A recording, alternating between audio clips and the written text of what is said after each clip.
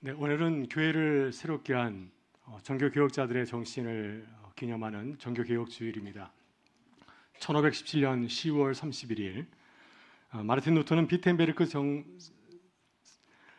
성당 정문에 로마 카톨릭 교회 부패에 관한 95개조 반박문을 붙이고 이제 정교 개혁의 서막을 열었습니다. 당시 교회는 많이 부패되어 있었습니다. 성직을 사고팔 정도로 교회가 그런 가운데 있었고요. 또 베드로 성당을 짓기 위해서 면죄부를 사게 되면 그러면 연옥의 고통을 면할 수 있다 이렇게 얘기하였습니다. 또 그리고 헌금을 낼 때 헌금이 떨어져서 쨍그랑 소리를 나게 되면 그러면 모든 죄를 용서받고 천국에 올라간다 이런 말도 하였습니다. 이런 잘못된 교회의 가르침 현실을 바라보면서 루터는 진리를 위해서 목숨을 걸기로 다짐을 합니다. 이 사건 이후에 비텐베르크 성당 정문에 반박문을 건 이후에 이제 루터의 신문은 완전히 달라지게 되었죠. 이단자로 낙인을 찍고 그리고 이제 황제 찰스 5세의 소원을 받아서 법정에 서게 되었습니다. 재판장은 그에게 회유하였습니다.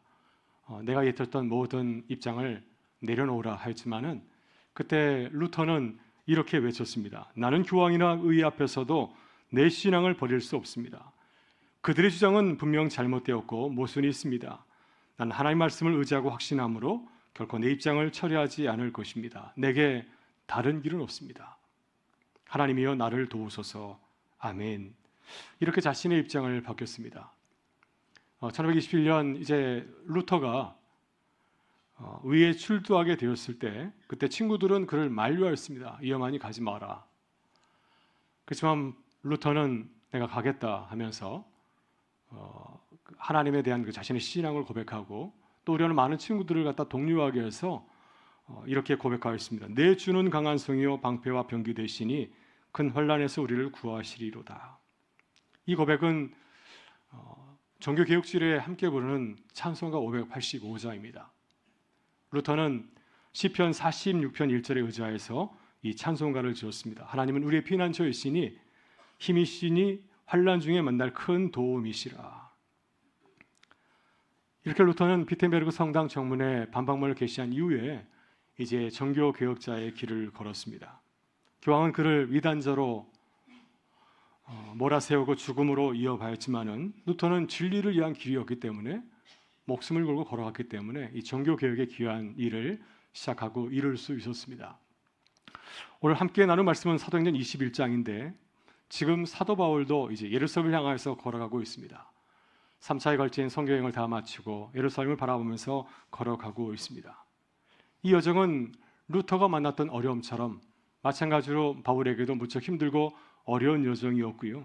그리고 그가 가는 길에는 환대와 또 환영이 기다리는 것이 아니라 위험이 도사리고 있었습니다.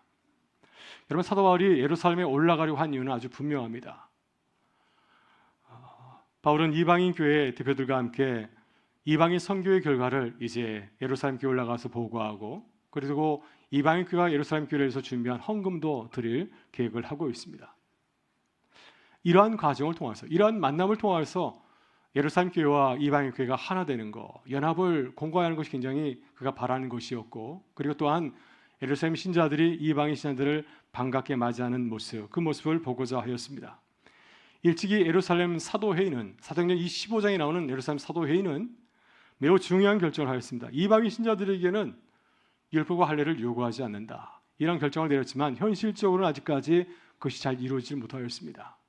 그래서 율법을 강조하는 유대인 신자들이 이방인 교회를 다니면서 율법과 할례를 지켜야 된다고 가르치고 있었습니다.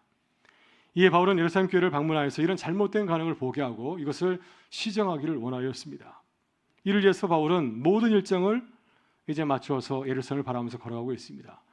오순절 전에 도착하여서 이 모든 일을 이룰 것을 그는 기대하고 있었습니다.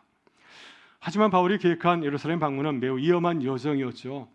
많은 유대인 신자들이 바울을 곱지 않은 시선으로 바라보고 있었습니다. 이방인들에게 복음을 전하는 것을 탐탁지 않게 생각하였습니다. 특별히 바울이 율법과는 무관한 이 복음을 전하는 것을 굉장히 못마땅하게 생각하고 있었습니다. 그래서 율법을 지키는 유대인들 가운데는 바울을 이반자로 정죄하고 또 그를 죽이려고 하는 마음까지 가진 자들도 있었습니다. 따라서 예루살렘에서 바울을 기다린 것은 무엇이었나요? 환대와 환영이 아니라 결박과 환란이었습니다. 성령께서는 바울에게 이러한 위험을 계속해서 알려주었습니다. 첫 번째 성령의 경고는 도로에서 만난 제자들에게서 나타나게 되었는데요. 4절 보게 되면 이제 바울은 본인이 예전에 세웠던 그 교회에서 이제 하나님을 믿게 되었던 제자들을 만나게 됩니다. 근데 이 제자들이 바울을 만났을 때 바울에게 이야기했습니다. 예루살렘에 들어가지 마십시오. 어려움이 있습니다. 하면서 그의 여행을 만류하였습니다. 두 번째 성령의 경고는 가이사에서 만난 빌립 집사의 딸들을 통해서 전해졌습니다. 8절을 보게 되면 바울이 이제 예루살렘에 올라가다가 가이사라를 들리게 되었는데요. 그곳에서 이 빌립 집사의 집에서 여러 날을 머물게 되었습니다. 여러분, 빌립이 누구인가요? 7 집사의 한 사람으로 사마리아 지역에서 복음을 전하였고 에티오피아 리시에게 복음을 전한 분 아닙니까? 그리고 계속해서 가이사라 지역에서 복음을 전하고 교회를 세웠던 그런 빌립 집사였습니다. 오늘 본문을 보게 되면 이 빌립에게는 4딸이 있다고 얘기하고 있는데 그들은 모두 처녀 예언자로 소개를 하고 있습니다. 본문에는 빌립의 딸들이 구체적으로 어떤 해언을 했는지를 소개되어 있지 않지만 그러나 누가가 그들을 예언자로 소개한 것을 보게 되면 바울이 그의 집에서 머물 때 분명 바울의 예루살렘 여정에 대해서 예언하였을 것입니다. 당신이 올라가는 길이 결코 쉬운 길이 아닙니다. 어려운 일이 있을 것입니다. 하면서 그의 여정을 만류하지 않았겠습니까? 세 번째 성령의 경고는 아가보 선자를 통해서 말씀하셨는데 본문 10절을 보게 되면 바울은 가이사라에서 유대에서 내려온 아가보 선자를 만났습니다. 예루살렘에서 가이사라까지의 거리 한 100km 정도가 됩니다. 이 아가보 선자는 바울을 만나기 위해서 먼 길을 달려온 것이죠. 바울을 만났을 때 바울의 띠를 가져다가 자신의 손발을 묶고 예언하였습니다. 성령께서 말씀하십니다. 이같이 이 띠임자를 결박하여서 이방인의 손에 넘겨줄 것입니다. 당신이 예루살렘에 올라가게 되면 이와 같이 손박을 결박당하고 그리고 환난을 당하게 될 것입니다. 이 경고는 바울의 예루살렘 여정이 얼마나 위험한지를 잘 보여주고 있습니다. 그래서 아가보 선자는 이 예언을 통해서 그가 예루살렘에 올라가는 것을 다시 한번 신중하게 검토하고 결정할 것을 당부한 것입니다. 마지막 네 번째 성령의 경고는 바울의 일행들을 통해서 나타났습니다. 본문 12절을 보게 되면 바울의 일행들, 바울 혼자 가는 것이 아니라 이방인교회 대표들도 함께하고 있었고 또 사도행전을 기록하였던 누가도 함께 동행하고 있었습니다. 이 일행들이 지금까지 모든 일을 살펴보면서 또 아가보 선자 예언을 들으면서 바울에게 이야기하였습니다. 예루살렘에 올라가지 마십시오. 어려운 일이 기다리고 있습니다. 그래서 이와 같은 얘기를 이제 예루살렘까지 한 100km 정도 남았을 때 이야기를 전한 것입니다. 그래서 우리나라의 지리에 한번 살펴보게 된다면 아마 서울에 올라오다가 한 천안쯤 돼서 천안 정도에서 이제 제자들이 이렇게 당부한 것이죠. 이제 곧 얼마 안 가면 예루살렘에 도착하게 되는데 마지막으로 그에게 권면한 겁니다. 어려운 길이니 다시 한번 생각해 보십시오. 그를 염려하면서 이렇게 신중하게 선택할 수 있도록 말해 준 것입니다. 바울은 여러 경고를 들었지만 예루살렘 여행에 대한 결심을 돌이키지 않았습니다. 성령께서 여러 과정을 통해서 그의 여행의 위험성을 알려주었지만 그럼에도 불구하고 바울은 예루살렘을 가기로 마음을 먹었습니다. 13절을 보게 되면 바울이 이렇게 대답하고 있습니다. 13절의 말씀을 같이 한번 읽어보겠습니다. 바울이 대답하되 여러분이 어찌하여 울어 내 마음을 상하게 하느냐. 나는 주 예수의 이름을 위하여 결박당할 뿐 아니라 예루살렘에서 죽을 것도 각오하였노라 하니. 아멘. 네, 바울도 잘 알고 있습니다. 그 길이 어렵다는 것을 잘 알고 있지만 그러나 바울은 이 길을 바라보면서 죽음까지도 각오하고 있습니다. 그래서 바울의 일행들이 이러한 바울의 고백을 듣고 나서 더 이상 바울에게 권면한 것을 포기하고 함께 기도하였습니다. 주의 뜻대로 이루어지길 간절히 바라면서 함께 기도하였습니다. 여러분, 이것이 바울이 예루살렘을 가기 전에 보여줬던 마지막 모습입니다. 그는 어떤 모습으로 지금 예루살렘을 향해서 가고 있습니까? 주님의 뜻이라고 한다면 그 길이 힘들고 어려운 길이라 할지라도 내가 기쁘게 걸어가겠다고 다짐하고 있습니다. 사도행전 21장 17절부터 26절까지의 말씀을 보게 되면 이제 드디어 바울이 예루살렘에 도착하게 되어서 예루살렘 교회와 만나는 장면이 나오고 있습니다. 오늘 이야기를 잠깐 나누고자 하는데요. 바울이 예루살렘에 도착하자마자 야고보 사도와 여러 장로들을 만나서 인사를 나누었습니다. 어떤 얘기를 나눴을까요? 그간 선교행하면서 겪었던 여러 가지 경험도 얘기하고 하나님께서 어떻게 나를 도우셨는지를 보고하였을 것입니다. 이방인교회 상황도 알려주었을 것입니다. 그래서 이러한 자세한 이야기를 처음 들은 후에 야고보 사도와 여러 장로들은 크게 기뻐하고 하나님께 영광을 돌렸습니다. 사실 그러나 바울과 야고보는 서로 불편한 관계에 있습니다. 야고보는 유대인 교회를 대표하지만 바울은 이방 교회를 대표하면서 이 두 사람이 이방인과 유대인을 각각 대표하기 때문에 그들은 지금까지 이방인 선교의 문제와 그리고 또 율법의 문제로 서로 다른 입장을 가지고 있었습니다. 바울은 율법에 얽매이지 않는 복음을 주장하였지만은 그렇지만 야고보 사도는 율법과 할례를 반드시 지켜야 된다고 이렇게 생각하고 있었습니다. 그런데 이런 만남을 통해서 바울과 야고보는 서로 입장을 서로 돌아보게 되었고 또 서로를 배우고 존중하게 되었습니다. 그래서 이런 만남을 통해서 이제 예루살렘 교회와 이방인 교회가 서로 화합할 수 있는 그러한 길을 마련하게 되었을 것입니다. 여러분, 야고보 사도는 이 만남을 통해서 바울의 상황을 잘 이해하게 되었고요. 그리고 그를 돕기 위해서 매우 중요한 제안을 하고 있습니다.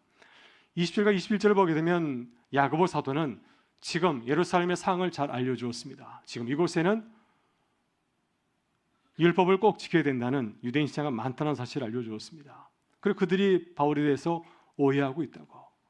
바울은 율법을 경시하고 또 그리고 유대인들이 할 일을 지키지 말라고 가르친다고 그렇게 생각하고 있다는 사실을 알려주게 되었습니다. 만일 그들이 바울이 예루살렘에 왔다는 소식을 듣게 되면 가만히 있지 아니하고 당신에게 쳐들어올지 모르겠습니다. 야고보는 이렇게 예루살렘 상황을 자세히 소개하는 후에 바울이 이러한 오해를 해소할 수 있는 방법을 제안하였습니다. 그래서 야고보는 바울에게 지금 나실인 정결례식을 하려고 하는 4사람이 있는데 그들의 제사 비용을 당신이 부담하고 당신도 이 사람들과 마찬가지로 정결례식을 하게 되면 유대인들이 당신에 대한 오해를 풀게 될 것입니다. 바울 사도도 율법을 존중하고 또 결례식을 행하는구나. 이 모습을 보면서 지금까지 유대인들과 그리고 바울 사이에 있던 그런 오해가 풀릴 것이라고 권면해 주었습니다. 바울은 야고보의 제안을 듣고 나서 그 결례를 행하였습니다. 그동안 바울은 유대인의 관점, 이방인의 관점에서 늘 바로 복음을 전하지 않았습니까? 그러나 지금 야고보의 얘기를 들은 이후에는 유대인의 관점에서 상황을 바라보고 율법을 존중하는 모습을 보여주었습니다. 그래서 유대인과 이방인 교회의 연합을 위해서 기꺼이 정결례식을 행위로 선택한 겁니다. 여러분, 이것이 바울이 예루살렘에 도착해서 행한 일이었습니다. 바울은 주님의 뜻이라고 한다면 기꺼이 유대인의 관점을 고려해서 야고보의 제안을 받아들여서 자기가 하겠다고 결정하였습니다. 그래서 이것이 바울이 이방인 교회와 또 예루살렘 교회를 생각하면서 주님의 뜻을 묵상하면서 결정한 마지막 그 모습입니다. 오늘 바울은 어려운 상황에서 좋은 신앙인의 모습을 보여주고 있습니다. 그는 예루살렘에 올라가면서 어려운 결정을 내려야 했습니다. 주변 사람들은 예루살렘에 올라가지 말라고, 성령께서도 내가 예루살렘에 올라가면 어려운 일이 길을 것이라고 그렇게 알려주었습니다. 그러나 바울은 이러한 경고와 만류에도 불구하고 예루살렘에 올라갔습니다. 그리고 그곳에서 예루살렘 올라가서는 야고보의 제안대로 자기가 전혀 생각하지 않았던 정결 예식까지 기꺼이 순종하고 따르었습니다. 여러분, 오늘 바울의 모습을 가만히 살펴보면서 우리가 중요한 결정을 내릴 때 어떤 신앙의 기준을 가지고서 따라야 될까요? 우리가 걸어가는 길이 주님의 뜻이라고 한다면 어떻게 생각하고 어떻게 따라야 되겠습니까? 오늘 바울의 모습을 통해서 2가지 메시지를 함께 나눌 수 있기를 바랍니다. 먼저 우리는 주님의 뜻이라고 확신한다면 어떻게 해야 될까요? 우리는 그 뜻을 이루기 위해서 최선을 다해야 됩니다. 바울은 예루살렘 방문이 하나님의 뜻이라고 확신하였습니다. 이것은 순간적으로 내린 선택이 아니라 오랫동안 묵상하고 또 오랫동안 생각한 결론이었습니다. 바울은 성경에서 유대인의 핍박을 늘 받지 않았습니까? 이런 핍박을 받으면서 유대인들이 나에 대해서 오해를 하고 있구나 하는 사실을 알게 되었고 또 예루살렘 사도에서 결정한 내용이 아직까지 이루어지지 않음을 좀 보게 되었습니다. 이런 상황에서 예루살렘에 올라가서 야고보 사도를 만나서 이 문제를 해결해야 된다고 판단하였습니다. 만약 이런 오해를 풀지 않는다고 한다면 계속해서 이방인 선교에 어려움이 있기 때문에 이번 기회에 이 문제를 해결할 것을 그는 간절히 바란 것이었죠. 따라서 바울은 어려움이 예상되었지만 예루살렘 방문이 하나님의 뜻이라고 믿었습니다. 그래서 주의 만류에도 불구하고 이것이 하나님의 뜻이라고 믿기 때문에 그 뜻을 이루기 위해서 끝까지 최선을 다해서 나아간 것입니다. 여러분, 바울이 예루살렘에 올라가는 그 모습을 가만히 생각해 보게 되면 예수님의 모습이 생각나지 않습니까? 예수님께서도 어려운 길을 걸어가셨습니다. 십자가 길을 걸어가셨습니다. 때가 되었을 때 주님께서 이 사실을 제자들에게 오픈하였습니다. 내가 십자가 길을 걸어간다. 하였을 때 제자들이 어떻게 반응하였나요? 모두 주님을 반대하였습니다. 베드로 사도는 예수님을 꾸짖기까지 하였습니다. 그리고 주님께서 그 길을 걸어가자 주님을 부인하고 배반하고 저주까지 하지 않았습니까? 성령께서 예수님에게 이 사실을 알려주었습니다. 예수님께서 예루살렘에 올라가면 장로들과 대제사장들과 서기관들에게 많은 고난을 받고 죽임을 당할 것이라는 사실을 성령께서 예수님에게 잘 알려주었습니다. 그럼에도 불구하고 예수님께서는 그 길을 걸어가려고 결심하였습니다. 그래서 겟세마네 동산에서 올라가서 기도하면서 주님의 뜻을 마지막으로 묻고 기도하지 않았습니까? 기도한 결과 그것이 하나님의 뜻이라는 사실을 알게 되었을 때 주님은 이렇게 기도하였습니다. 아빠 아버지께는 모든 것이 가능하오니 이 잔을 내게서 옮기시옵소서. 그러나 나의 온대로 마옵시고 아버지의 온대로 하옵소서. 여러분, 주님의 길은 결코 쉽지 않습니다. 십자가의 길, 십자가의 길은 더더욱 걷기가 쉽지 않습니다. 그러나 이것이 주님의 뜻이라고 믿는다면 어떻게 해야 될까요?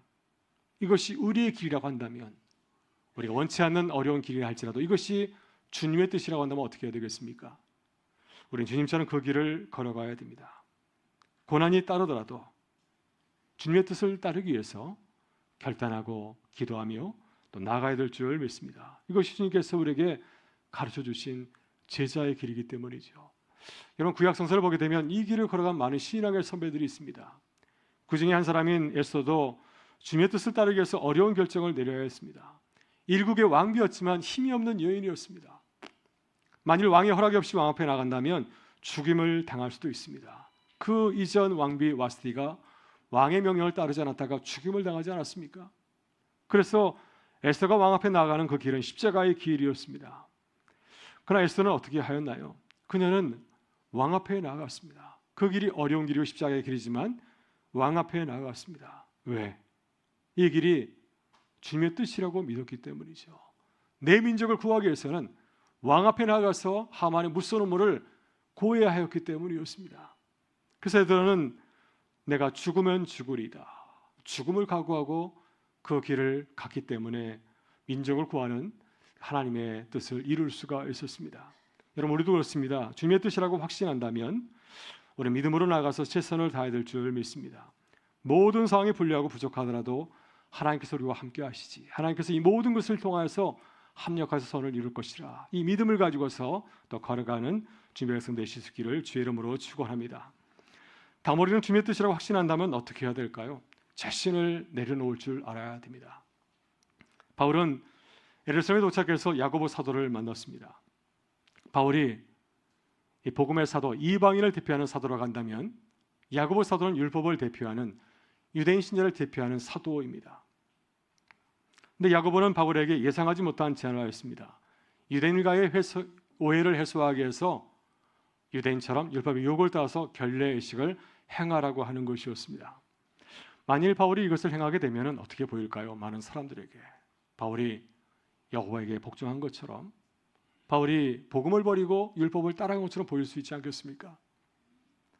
그러나 바울은 유대인의 호의를 풀기 위해서 야고보의 제안을 따르기로 결심하였습니다. 이것이 주님의 뜻이라고 한다면, 내가 원하지 않는 길이지만은 유대인 교회와 이방인 교회가 하나 되는 길이라고 한다면 자신의 자존심과 명예를 내려놓고 유대인처럼 결례를 행하는 것을 기꺼이 선택한 것입니다. 여러분, 바울은 주님의 뜻을 이루기 위해서 어떻게 했나요? 겸손하게 자신을 내려놓았습니다. 고린도서 9장 20절을 보게 되면 바울은 이렇게 얘기합니다. 내가 유대인에게는 유대인처럼 율법 아래에 있는 자에게는 율법 아래에 있는 자처럼 되었다고 말하고 있습니다. 주님의 뜻을 이루기 위해서는 내 생각과 주장을 고집하는 것이 아니라 어떻게 한다고 말하고 있습니까? 내가 문화와 상황에 따라서 유연하게 생각하고 판단하고 행동한다고 말하고 있습니다.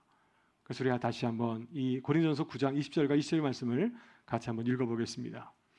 유대인들에게 내가 유대인과 같이 된 것은 유대인을 얻고자 하며, 율법 아래에 있는 자들에게는 내가 율법 아래에 있지 아니하나 율법 아래에 있는 자같이 된 것은 율법 아래에 있는 자들을 얻고자 하며, 율법 없는 자들에게는 내가 하나님께는 율법 없는 자가 아니요 도리어 그리스도의 율법 아래에 있는 자이나 율법 없는 자와 같이 된 것은 율법 없는 자들을 얻고자 함이라. 아멘. 주님의 뜻을 이루기 위해서 나는 때로는 유대인의 입장에서, 때로는 이방인의 입장에서 생각하고 행동한다.